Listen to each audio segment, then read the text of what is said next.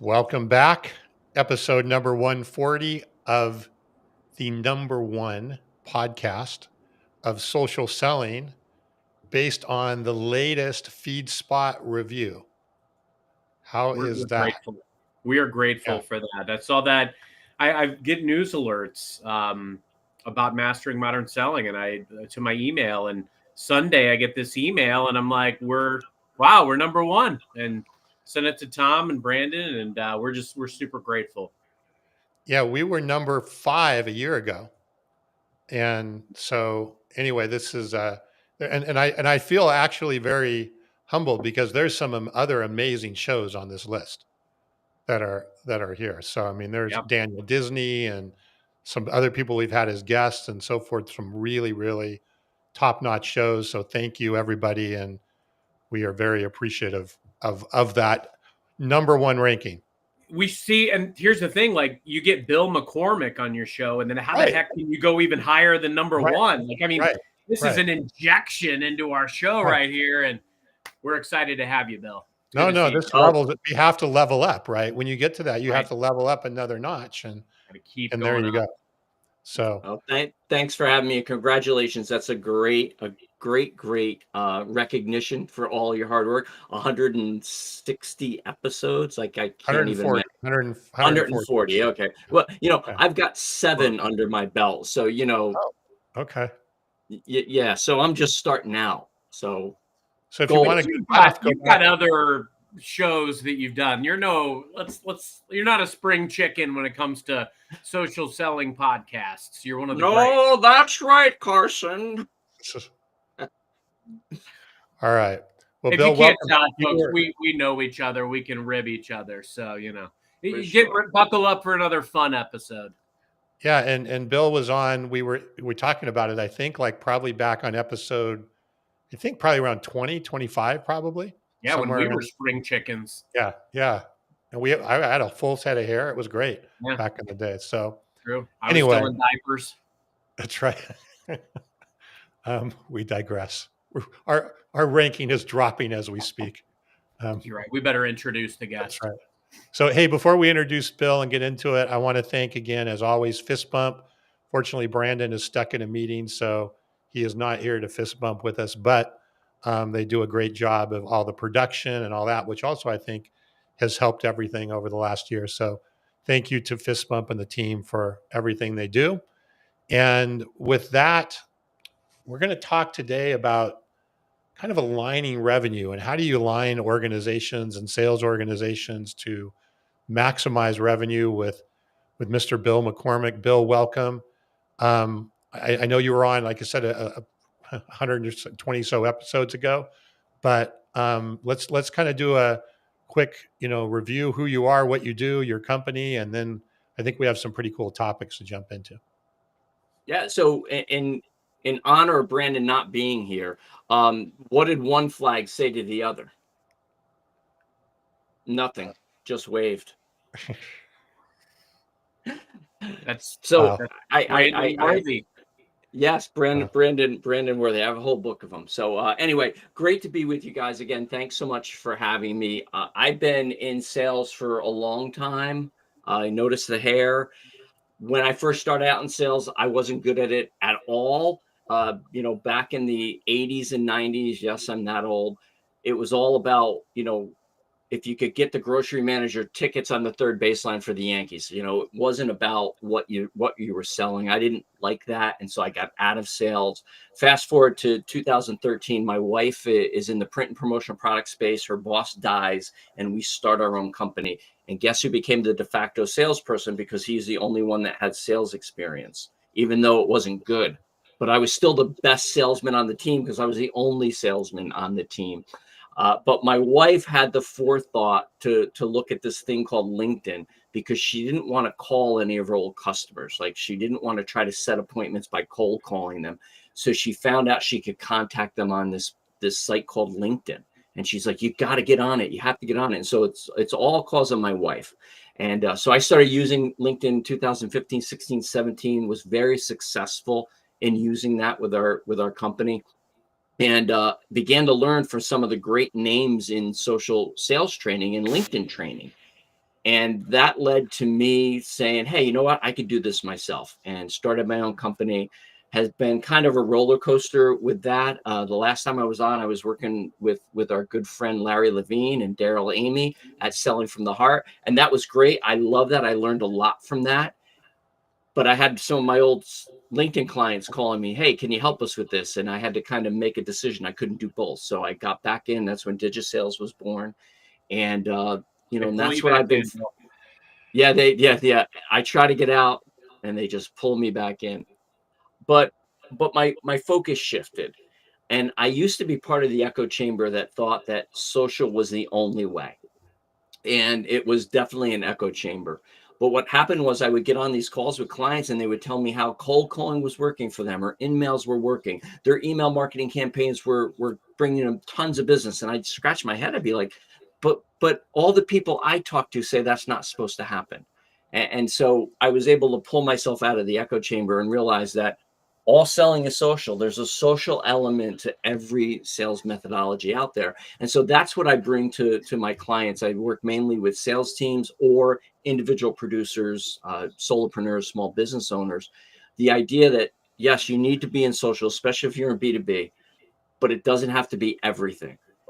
How do we integrate that into the sales process so that you're leveraging it, but you're not ignoring all the other methodologies? And I liken it to when you play golf. When you play real regulation golf, you have 14 golf clubs in the bag. You never step up to the tee box with your putter. Never, right? You're using a driver, you're using another club. Use the right club for the right shot that you need to make for the hole that you're on. And it's the same with sales methodologies. We have to realize that there's a time when the phone's going to work. There's a time when email's going to work. There's a time when in-person meeting or when social's going to work. I just had Carson on All Selling is Social last week, a fantastic interview.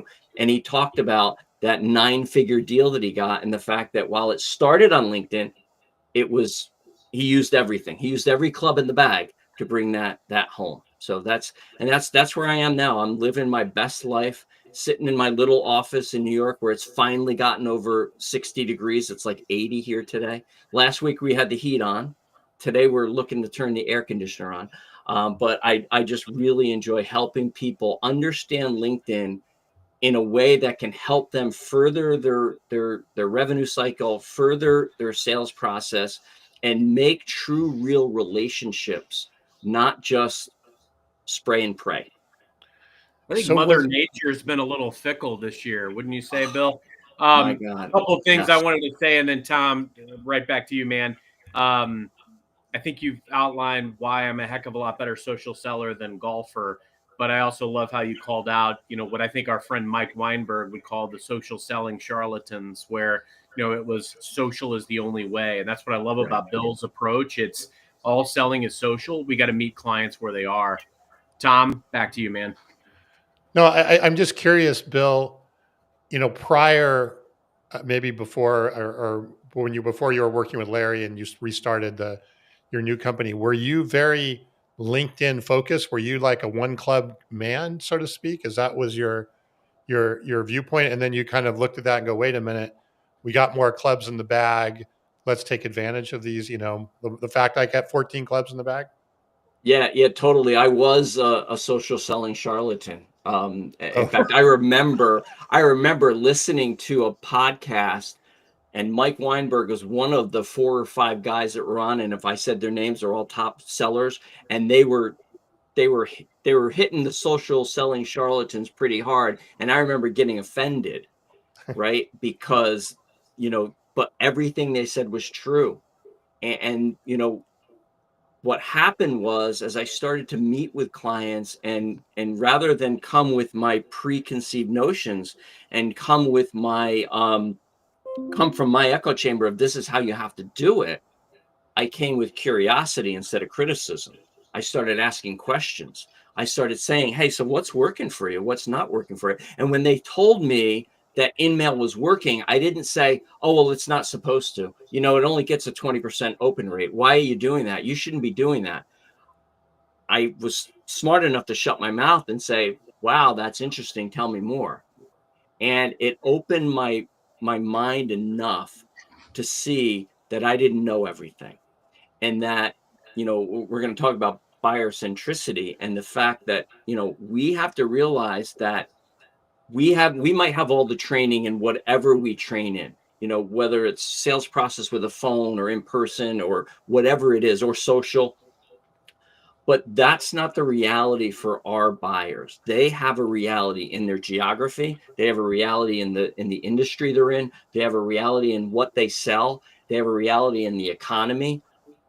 All of those things create a specific situation for that buyer, right? For that person.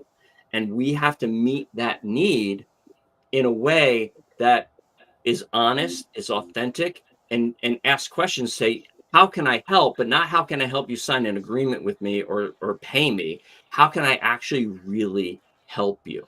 And so I had a number of those meetings where I had to stop, and I remember having a conversation with Larry Levine and saying, you know what, I don't know if this social thing is for me anymore. I'm not sure. And the timing was perfect. And he says, well, how would you feel about jumping over to selling from the heart and working with us? And I was like, yeah, let's do it. And so that helped me to see really more in a 360-degree view of any salesperson and what they're doing. Open minds always win when we're looking at we're looking at change. And listen, everything changes, right? It's the only constant in life is that things are going to change. So, and it wasn't just in my business life, in my faith, in my social circles. I had to look and say, you know what, I'm in some echo chambers here. I'm looking at some things with some entitlement, and I'm looking at some things from just one point of view. I've got to start looking at things out of that echo chamber and having an open mind. Clear eyes, full hearts, can't lose. Bill, it's awesome Amen. to hear just how I think wisdom is like the greatest thing you can accumulate over the time of, trying things, be willing to, look at new approaches and things of that stature. So truly well done. You've got a 10-year journey, it feels like, right? So from a LinkedIn perspective, what's changed? Like what does today's environment look like that kind of looks different than where the LinkedIn journey, the social selling journey, the modern selling journey has been? Well, I think there's probably three main things. So first of all is the size of the audience. When I first started training people on LinkedIn, they just crossed over 500 million accounts. Now we're at a billion accounts, right? So just the size of the audience has grown exponentially. The second thing is, why are my impressions down? Yeah, well, okay. So four things, right? So, but the algorithm always changes. The algorithm's always going to change. That's a constant. They do that just because.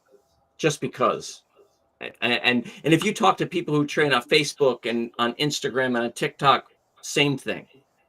They never want to be static for too long with that. But we'll come back to that. But real quick, Bill, before we leave there, back in 2013, even or whenever you started, right, there might have been half the users or less. But did you see more reach? Was the reach more Sure. effective potentially? So the I quality of what you were achieving was higher, even though the quantity has increased significantly. Yeah, there wasn't as much noise on the platform, right? Because you go from, like, when I deal with some nonprofits that have some larger pages, like LinkedIn page with 50,000 followers, which we go, whoa, that's amazing, except for Microsoft with a million. But for a normal page like 50,000, that's just huge, right? Except for them, they've got Facebook and Instagram with millions of followers, right? And so LinkedIn kind of gets left behind. But what I say to them all the time is, it's kind of like dating in Alaska. I watched a documentary a number of years ago about dating in Alaska, and they were interviewing all these women because there's 8 men to every 1 woman in Alaska. And they were talking to this woman. They said, well, the odds are really good. She says, yeah, the odds are good, but the goods are odd. And when you get more followers, the goods get odd because you just have so many people. And so that's one of the things is there's a lot more noise right now. And also the second thing I was going to go to is LinkedIn really is moving to pay to play. right? So if you're a premium subscriber now, you have features that aren't available to other people. The most common one that people make the most noise about is the fact that you can only send, if you don't have LinkedIn Premium, you can only send 5 personalized invites per month, where everyone else gets to send as many as they want, right? So that's that pay to play, as well as LinkedIn focusing on revenue. Your feed on your LinkedIn newsfeed is a lot of sponsored content. It's a lot of ads. That makes more noise. That has LinkedIn looking, saying, okay, how can we show enough sponsored content to make our money, but then also show people's content, right? So you're fighting for a smaller piece of the pie. And then the third thing, which started kind of right as I started training LinkedIn, is pitching, and that's just gotten amplified 10 times. I'd say I get one decent connection request, and I probably get 5 to 10 connection requests a day. I get one to two good ones, and those other 4 or 5 are just people just want to connect with me to sell me their product or their service. And that's a big change that's happened. I mean, it was there when I started, but it's exponentially worse now. Despite, Carson, of us talking about no pitch slapping for probably over 100 episodes, and they're still we're doing it. our part, right? Yeah, I mean, we're trying to part. evangelize the right way of doing things, Right. but like, what gives? Why can't everybody just jump on? Because go ahead. Well, I was just going to say, because either number one, they don't know any better, or number two, they're using it for their numbers, right? So, hey, you know what, Carson, you got to do 100 cold outreaches this week. And I don't care if it's on the phone. I don't care if it's an email. I don't care if it's an in-mail. So there you go. I'm going to send 100 connection requests. Bad sales cultures begets bad sales. And, we talk all the time about, it starts with leadership. Leadership has to set the tone and do it right. What I love about you, Bill, is you're a practitioner. You've done these things, and you're, willing to say, hey, I've done some stuff that, maybe I do it a little bit differently. You're always learning and growing. How has your strategy changed over the last several years? How do you use the platform differently? So so there's 4 areas I focus on, and this is what I train companies. This is what I train myself. So first of all is making sure my profile is optimized to show my value, not to show how great I am, because nobody cares how great I am. When you say you're the best at something, or you say your company's the best at something, that could be true, and it should be true, and you should believe that, but everybody says the same thing. And when everybody says the same thing, it doesn't mean anything. So stop saying how great you are. Talk about the value that your clients get from working with you. And understand your profile is a living document. So I was looking at mine today, and I'm like, yeah, this needs some work. I've got to go back and I got to do some work on it. And I've got to set aside some time to do it. So first is profile. Second thing is building quality connections. And this is what I spend the most time doing. I'm not out there spraying and praying. I'm looking for quality people to connect with, not only people that can help me, but people that I can help. I had somebody from India reach out to me yesterday. They're in BNI. So if you don't, BNI's Business Networkers International. I was president of a chapter for a while. I really believe in it. It's a great referral network. And he was a part of that. It's on my profile. So he reached out, and he's in marketing. And he said it would be great for us to collaborate together, meaning to give referrals to each other. Here's the thing. I'm not going to connect with him because I can't help him. I have a number of marketing people in the US that if I'm going to refer anyone, I'm going to refer them, not him. Right. So building a quality network of people where you have congruence and you're able to collaborate. If you can do those 2 things, right? So that, and then leveraging content the smart way. Just as you mentioned, both of you mentioned, my content's not being seen as much either when I'm just posting it. So I'm repurposing it. I'm sending content. Actually, I'm sending requests to people. Hey, I've got this. Hey, I just had Carson Hetty on my podcast. This is a great clip. I think you might be interested. Let me know if you want to see it. It's about X, Y, and Z. It's about how he closed a 9-figure. I don't want you to shoot yourself in the foot. Believe me, I've gotten more comments on your episode than any other episode yet. And I mean, you know, of That's 7. awesome, man. So yeah, so it was great. So making sure I'm leveraging content the smart way. And then the last is conversations. And that's the litmus test. If you're not having conversations from your LinkedIn activity, you're wasting your time. Then you're doing vanity metrics, you're spinning your wheels, you're probably not using the platform the right way. And so that's how I leverage it. I just closed a deal yesterday that started in probably March or April. I mean, we've been trying to close this thing and get some dates set. And all because I trained the person, they changed companies. I reached out and said, hey, congratulations. I earnestly meant that. And he came back and said, oh, hey, thanks a lot. When can we get on a call? I need you to train my team. Right. So just have a conversation with people. That's what it's all about. It's not about trying to see if you can sell them. It's not trying to see if you can find some kind of an angle that you can say, hey, so Carson, I see you did this or you went here. No, have an actual conversation. I talked about criticism over curiosity. So many people come into your inbox or come into your invites with what I say a criticism. It's not outright criticism, but they say, oh, so I noticed that your website isn't as great as it should be. Or, you know, they think they're helping you, but they're coming with this criticism rather than saying, hey, Carson, I was on your website. It's amazing. Is it doing everything you want it to do? Right? You come with a question that starts a conversation rather than coming at me to tell me everything I'm doing wrong. You know, that's the key. So that's how I'm leveraging and using the platform. Would you say, Bill, what you said is, okay, leverage high quality or build high quality connections. Do you think by building and kind of curating the connections that you're making, are you better served than really using LinkedIn through the direct messaging and the conversation aspect of it and not counting on or relying on so much of the content and, posting content or commenting? Or do you think it's really important to have all of the above in order to build your credibility and so forth when you get to the conversation? That question makes sense?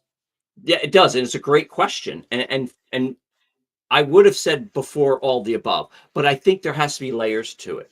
And so, because building a quality connection, I don't know if it's going to be a quality connection right away. And unless somebody reaches out to me and say, hey, I love what you're doing. I need help with this. When can we get on a call? That's a quality connection, right? Sure. But that's few and far between, Right. right? Those are What unicorns. Yeah.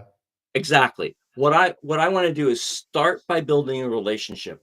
I want to start up here, but also underneath that, I'm creating content. Listen, I'm not Larry Levine, right? Larry has posted every day on LinkedIn since 2015.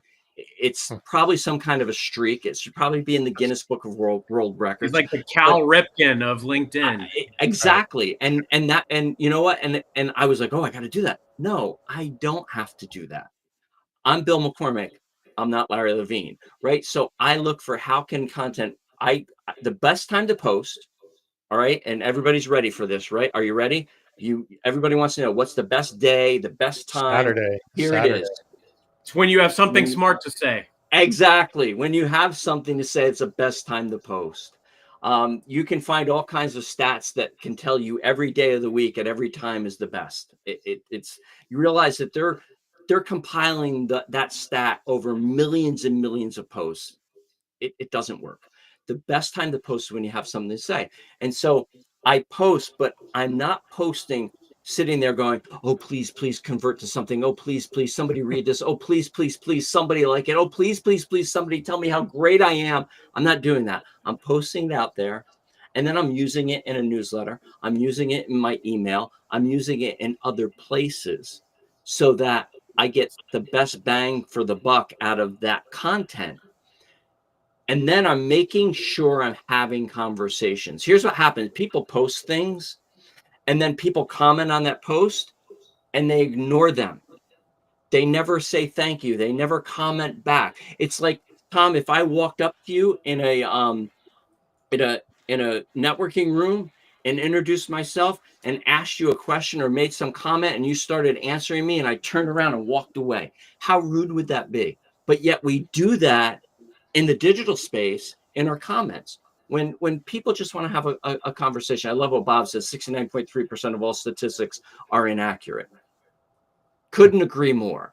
And there's a study about that. 71.2, but yeah, it could be anything. It could be anything.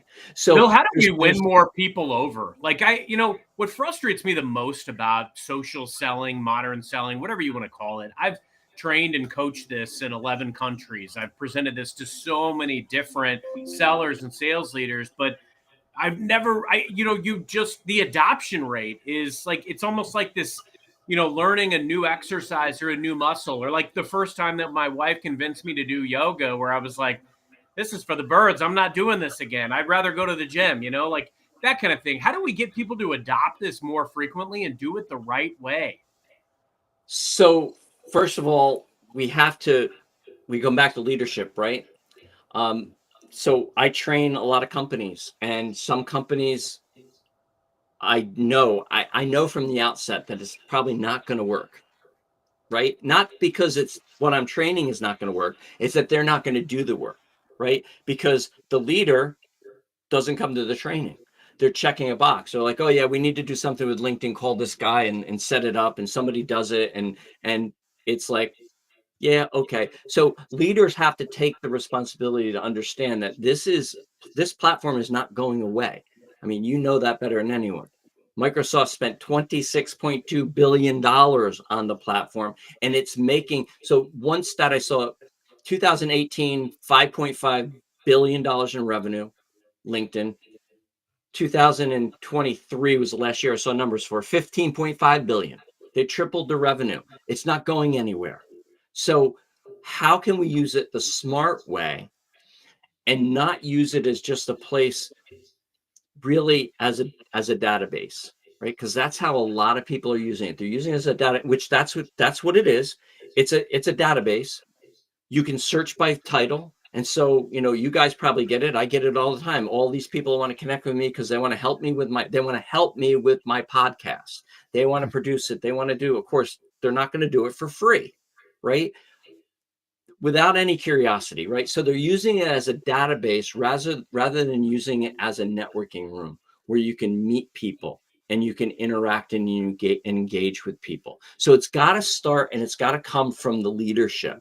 And then those of us that are on the platform, we have to just continue to beat the drum and not do it in a negative way. I know some LinkedIn trainers, they're like the LinkedIn police. And if somebody sends them a pitch, and I do this sometimes too, I get frustrated. They kind of like slap people's hands and stuff rather than asking curiosity, hey, is this working for you? Like, how did you learn to do this? What are you doing? And then another whole conversation is the automation piece of it. And these companies that are out there building, it's like whack-a-mole.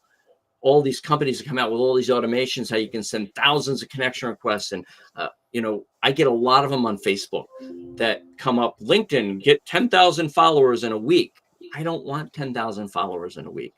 And most of that stuff causes you to violate LinkedIn's terms of use. So it has to start from the top down, and we have to be continuous with our consistency of the message of this is a social networking platform. We need to network. We need to act the same way in the digital space as we do in the face-to-face. Bill, I want to emphasize something that you brought up, because I'm sitting here going through my mind, right, about the posting that you were talking about. Like, when's the right time to post when you have something relevant to say, right? And I think a lot of us, and I think there's a lot of ideas, well, you have to post every day, right? And then what happens is we don't post every day, and I'm kind of speaking for myself to a degree. And then you go, oh shit, I didn't post every day, so you know what? Don't bother, right? I'm not following the rule here, so it doesn't make any sense to post once a week when I actually have something decent to say.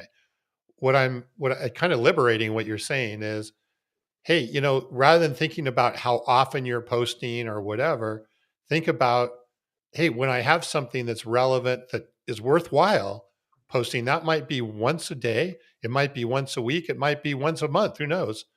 But look at it through that perspective, through having to have a set schedule, and then it's like anything else, right? You get on a workout schedule or an eating schedule, and then you blow it. Screw it.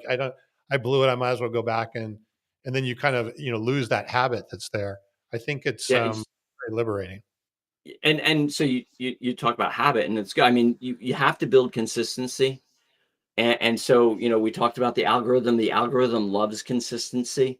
And so when you do, as Bryn Tillman talks about random acts of social, when you're doing random acts of social, you're not going to have the best results. So, when I'm training a company, I'll say to people, you need to be consistent. So figure out what consistency looks like for you. I'm not going to tell you have to post every day if you've only posted once in the last 6 months, because you're not going to do that. I know that. So Atomic Habits by James Clear, groundbreaking sentence for me. I quote it on every podcast I'm on. People are probably sick of hearing it, but I'm still going to say it. We don't rise to the level of our goals. We fall to the level of our systems. So what is your system for using LinkedIn?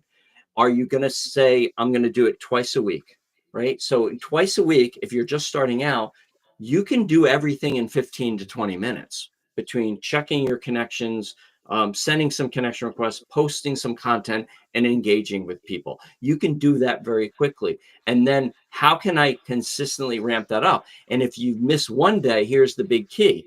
Don't miss two.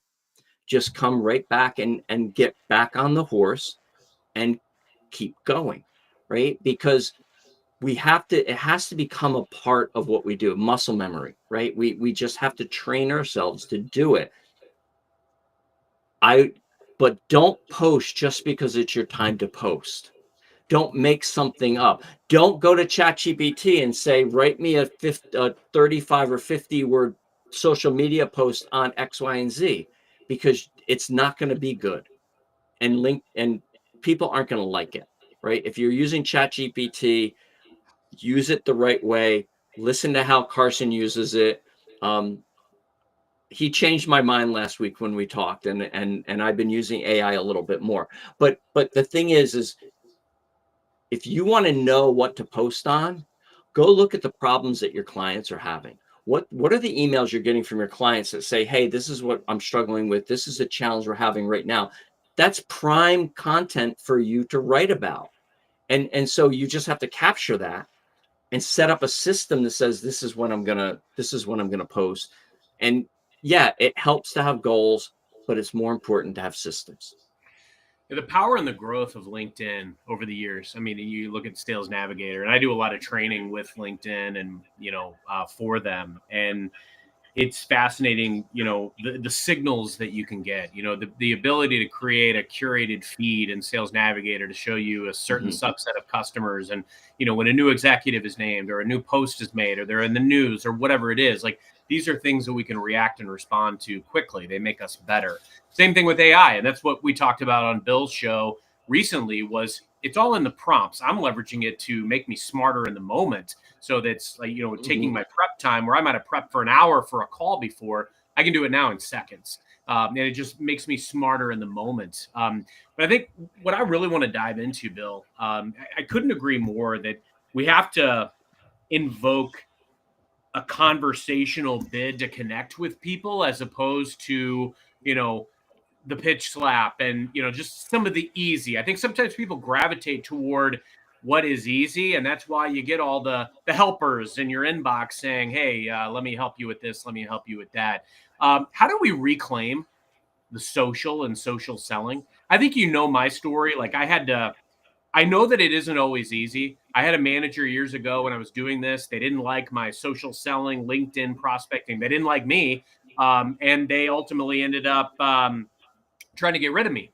But I had to commit to a process because I knew it would work. And thankfully it did.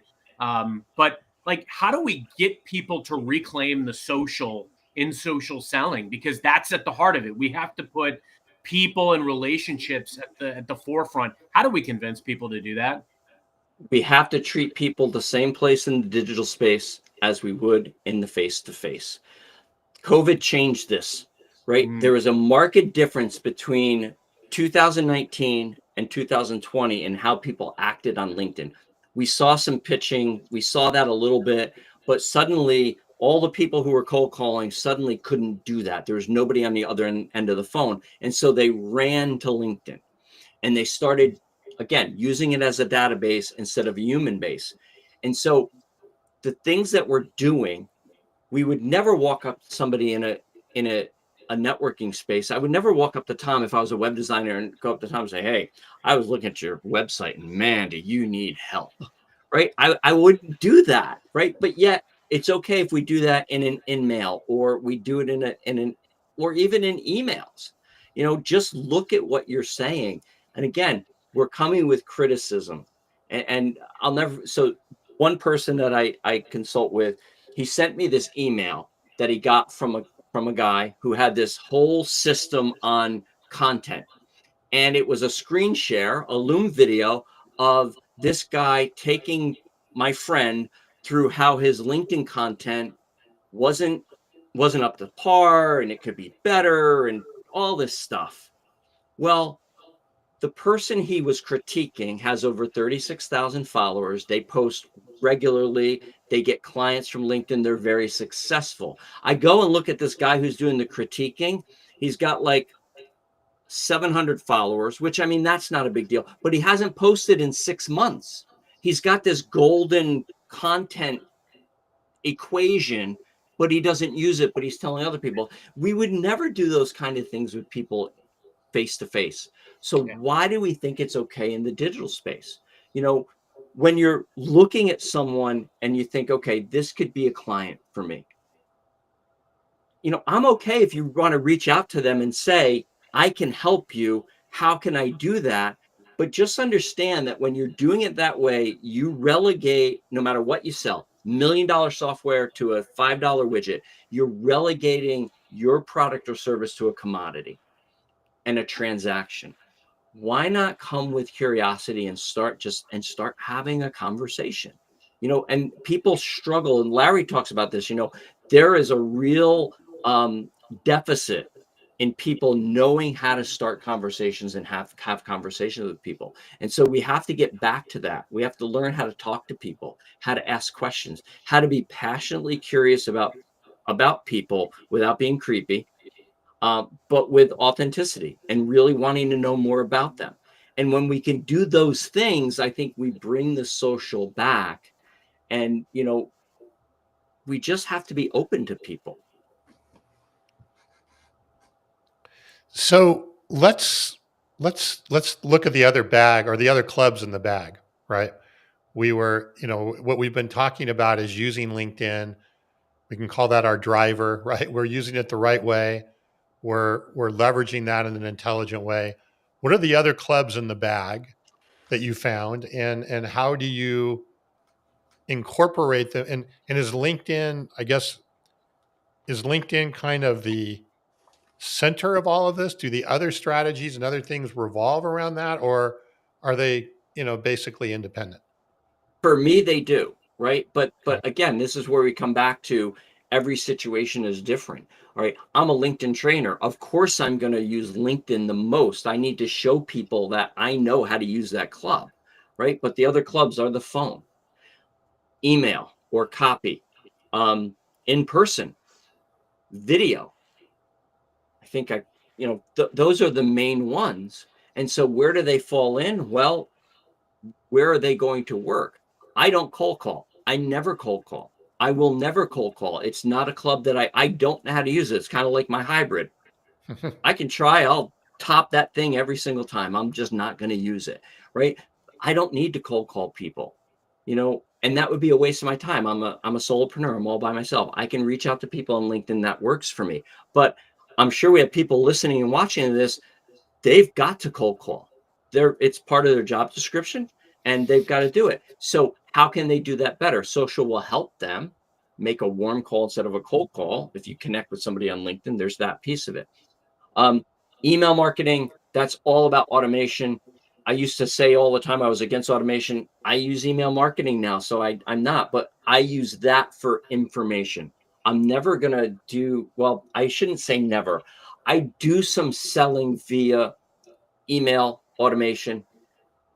I'm not very successful with it. I don't know anyone that really is, right? But I use it mainly to keep in touch with my audience and to make sure I'm communicating information.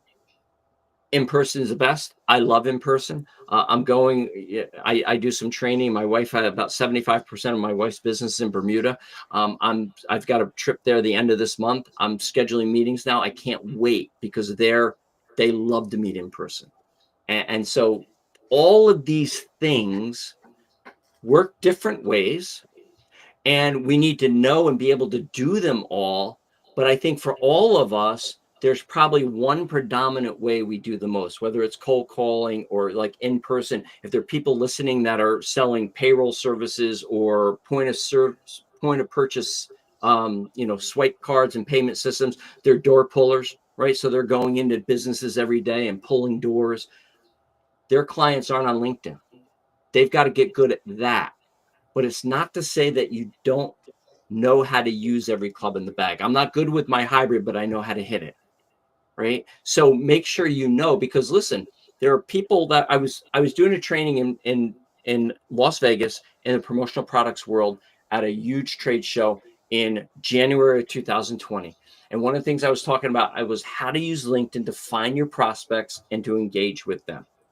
I had a whole system that I did when I was in the promo product sales world. This guy raises his hand and I'm like, yeah, sir, what's your question? Do I have to do this?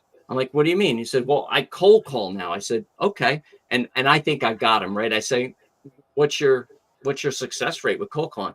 I schedule about 85% of the time from cold calls.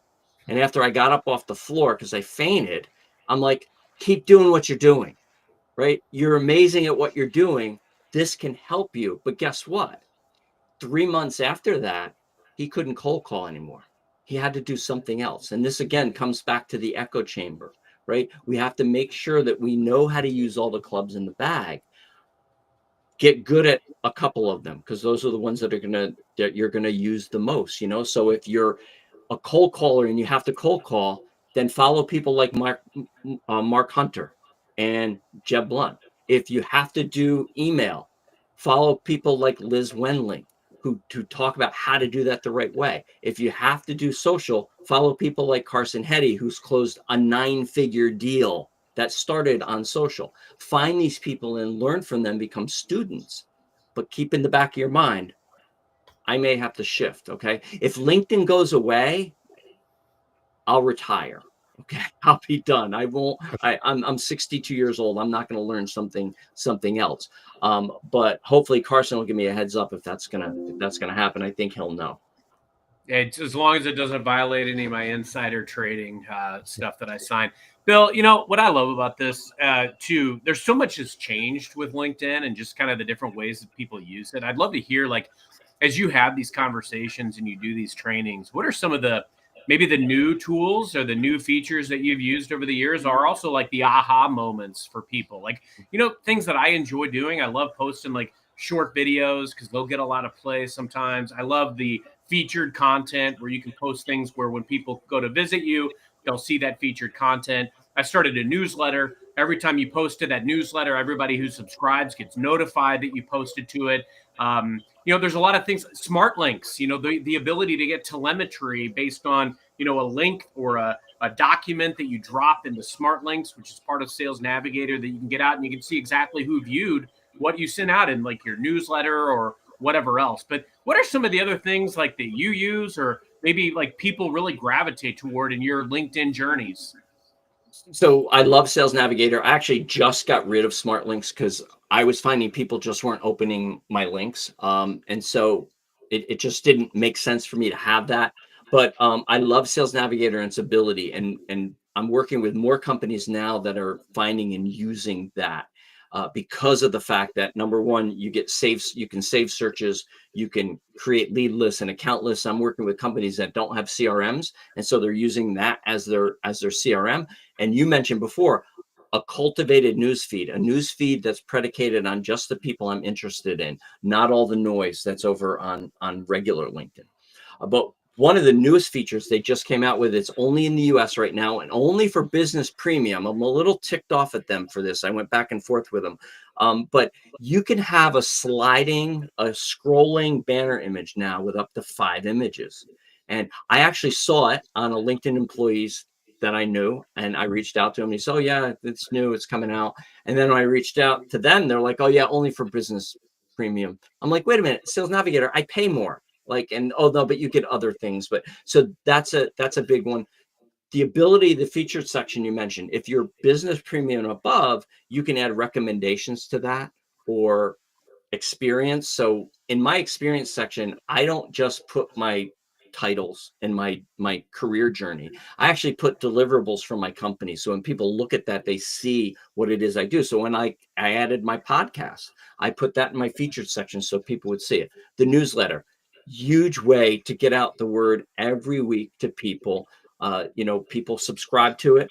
And then what I do is I reuse that content. I do it there, and then I also send it to my email list. So I'm not doing several things. In fact, I have one going out tomorrow, which is a synopsis of my interview with Carson V. Hetty of Microsoft. So You and the interviewed thing Carson is Hetty at Microsoft. How did I'm you pull sorry. that off? I have connections Oh, on okay. Well, LinkedIn, on actually. LinkedIn. All right.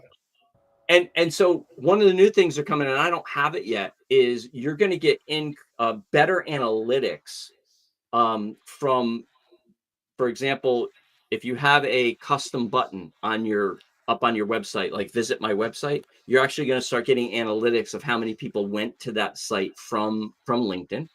You're going to find out from posts. You're going to find out who followed you from the post and who's viewed your profile from the post. So that's just new. That came out like a week ago. I don't even have it yet. And so the thing with moving to pay to play, which I actually like, I like that LinkedIn's moving this direction because I have to pay to play, is that we're getting more things. So we talk about the algorithm, we talk about analytics. LinkedIn's not great with their analytics, but they're getting better. And I think it's just going to get better. Back in the day, if you were a premium subscriber, you got 90 days worth of profile views. That was it. That was the big feature you got for paying 50 or 60 or 80 bucks a month. Now you get a year's worth of who's viewed your profile, plus the stuff that I mentioned, a custom away message and a custom button that follows you around. So many different things.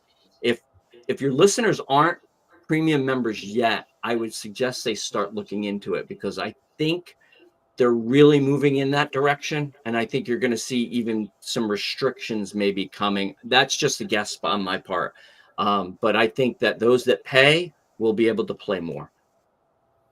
Yeah, it's interesting. Like what I love about this, if there's a key takeaway for a lot of us today, it's, how can you look more at LinkedIn as an opportunity to build community and to meaningfully engage personally. Like I've always leveraged LinkedIn as a way to earn the right to have the in-person meeting, right? Or the Teams chat if they're halfway across the country. Ideally, we can, have plane will travel. But I think the key element here is like, even with like LinkedIn groups, I have a couple of LinkedIn groups that I'm the admin for, and it's an opportunity to build community, even people that are second and third degree connections that you can ultimately attract to the group. And there's value that they bring, there's connection. So you never know where your influence can go. Like even within LinkedIn, it's not a one trick pony of posting content. It's all about, as we talked about on this show many times, commenting on others that you want to connect with, groups, newsletters, video, smart links, sales navigator, cultivated feed. Like there's so many areas where you can continue to leverage this platform to meaningfully connect with the right people at the right time with the right message. Yeah, absolutely. And it's a networking room. You mentioned video. So video has increased about 35% year to year. So if you're not doing video yet, you gotta get off the fence, and you've just got to do it. If you don't like the way you look, get over yourself. Do video, because it's the wave of the future. I think that's what you're going to see the most change in the next year, is the amount of video. I mean, you see it now, but I think you're going to see it more, because I think LinkedIn's really kind of pushing it out more. On the mobile app, they've got this, almost a reel style or TikTok style video tab now, where you're scrolling through. And so vertical video, that's coming. And you got to be doing it now. Yeah, so they're actually giving more, because I think they were actually penalizing video compared to other stuff for a period of time. So you believe that they're actually maybe even giving video a bit more of a higher ranking, so to speak, than some just static content. Yeah, absolutely. I don't know the stats, but there's a guy named Richard Vanderbloom who does amazing stuff along LinkedIn, the algorithm and the statistics and everything. He's in Spain, I believe, but he just came out with a report. It's like 150-page report that you have to pay for to get. It's worth it. But if you follow him, he gives insights. And that's one of the things he talks about is anytime LinkedIn comes out with a new feature when it comes to content, they promote that content more. If you remember when polls came out a few years ago, polls were getting 2.5 times more views than anything else. And I think it's now the same with video, but I think it's more like 1.5 to 1.75% more views or times more views than standard content. So I was going to say here, Bill, as we wrap up, and I was looking at our agenda and I realized we didn't really hit even one of our questions on our agenda today. This could be a new record, Carson, where we didn't even cover one of them that was on the list. But well, we did sort of indirectly. I think we've covered them in an indirect way. I do want to ask one question though that was sort of on our list here and related to leadership when you're dealing with sales leadership. And what kind do you get pushback? I guess I have two questions. One is when you get invited into a company, are you generally coming in from the leadership perspective, or is it more, hey, there's some individual contributors or smaller groups that are pulling you in? And what is the response that you get from leadership when you talk about the importance of social and building a network versus just the numbers game of that traditionally is measured against? Yeah, most of the time I'm dealing with either a sales leader that's lower on the totem pole, so to speak, or a marketer. Or many times it's marketing. Oh, well, That kind of because they're managing the LinkedIn page and they're coming from a standpoint of how can we get our company content out there more. And so we start at that level. Then we start talking about the fact as a networking room and how to work in that way. And basically, I think you can probably guess what most C-level or higher leaders want to know is, great, we're going to pay you X amount of dollars. How are we going to make that back? What's going to be the return on investment? I can't tell you how many times companies say to me, well, how many clients do people add when they want these hard and fast numbers that we can't give them because it's really based on the adoption of their team. And what I like to do is say, what's an average sale worth to you? Is it $5,000? Well, guess what? If they put into practice what I'm telling them to do, they're gonna make that back, right? They're gonna do that. And so with leadership, it's convincing them that this is a place they need to be. And that comes with the fact that there's a billion members. The fact that most of them don't know that Microsoft owns LinkedIn. And when you tell them that and they tell them the price tag that Microsoft paid for it, okay, because they understand that. And so they know it's not going to go anywhere. But for leaders, they, typically they're not even managing their own LinkedIn account. Their executive assistant is. So it's helping them to understand that this is a place where your salespeople, where your leaders, where your BDRs are going to be able to connect with people and have another channel to engage with them, interact with them, communicate with them. And so it's helping them to see that.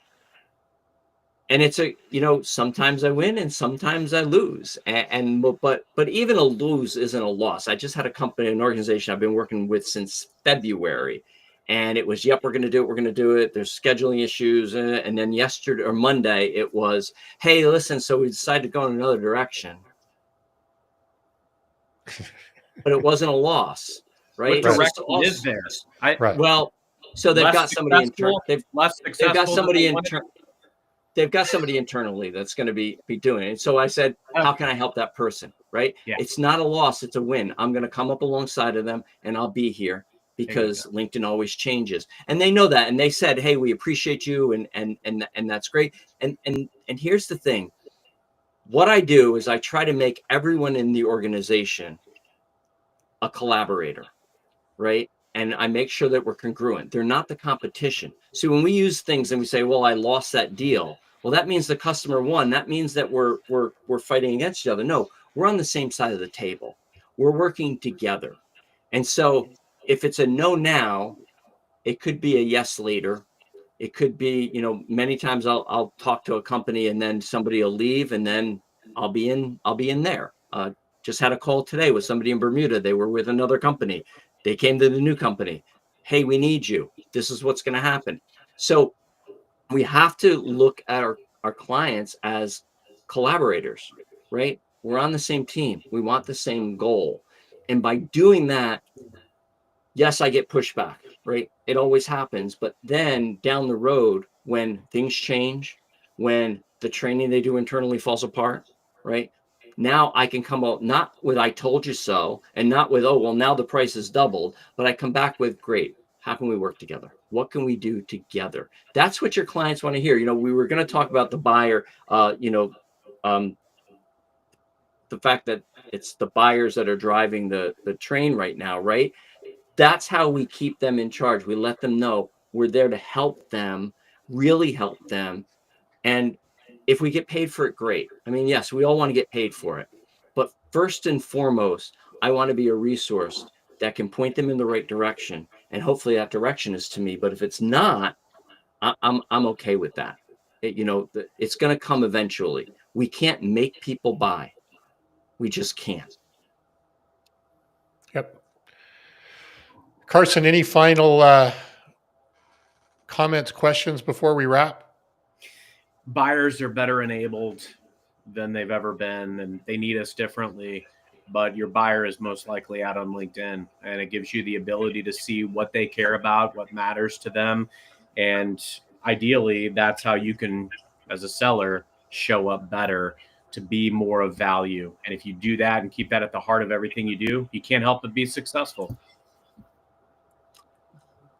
Seems pretty simple. The master. Just the master.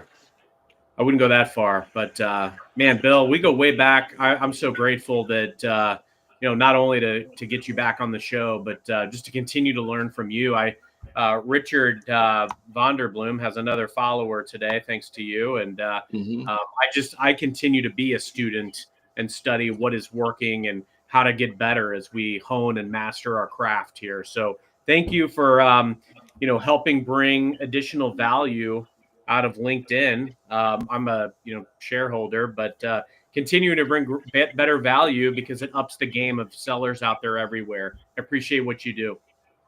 Oh, thank you. Thanks for having me on the number 1 social selling podcast. We're the best. We're the best. That's all. Absolutely, the best. And hopefully I kept you. I kept you up there. But hey, thank you so much, and for your listeners, thanks.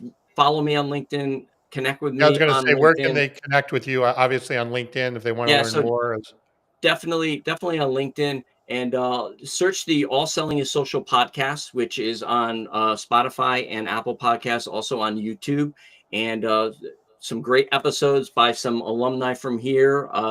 Besides Carson, Larry Levine, Mark Hunter. I don't know if you have had Liz Wendling on. If you haven't, you definitely should. A great gal by the name of Erin Hazakostas, who wrote a book called The 50% Rule. You guys should talk to her. She's fabulous. And so, yeah, find me on there. But yeah, I'd love to connect with folks on LinkedIn. So thanks again for having me. Yeah, great stuff, Bill. All right, Carson, wrap us up. Yeah, thanks everybody for joining. Thank you, Bill. And until next time.